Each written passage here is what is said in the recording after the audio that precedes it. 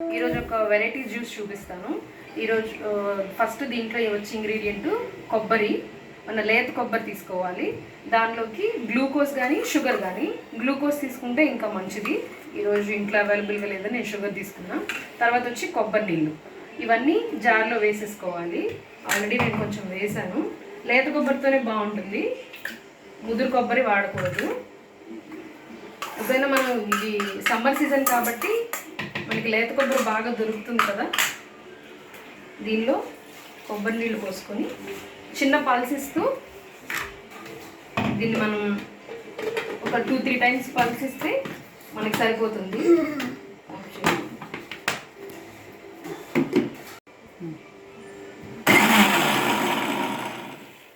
ఎక్కువసార్లు ఇవ్వక్కర్లేదండి, చిన్నగా మనకి కొబ్బరి నోటికి తగులుతూ ఉండాలి కాబట్టి చిన్నగా 2-3 టైమ్స్ పల్స్ ఇస్తే సరిపోతుంది.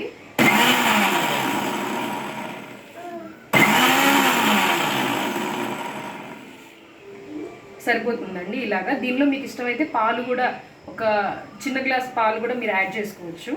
ఇది రాజమండ్రి సైడ్ ఎక్కువగా దొరుకుతుంది మనకి, మా విజయవాడ సైడ్ దొరకదు. నేను అక్కడే చూశాను.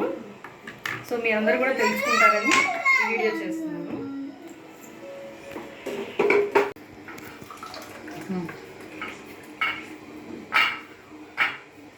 దీనిలో మీకు కావాలంటే ఒక 2-3 ఐస్ క్యూబ్స్ వేసుకొని దీన్ని ఇలా సర్వ్ చేసుకుంటే చాలా బాగుంటుంది. ఎండాకాలం మనకి చాలా చాలా చాలా మంచిదండి. ఎంజాయ్ చేయండి. Thank you.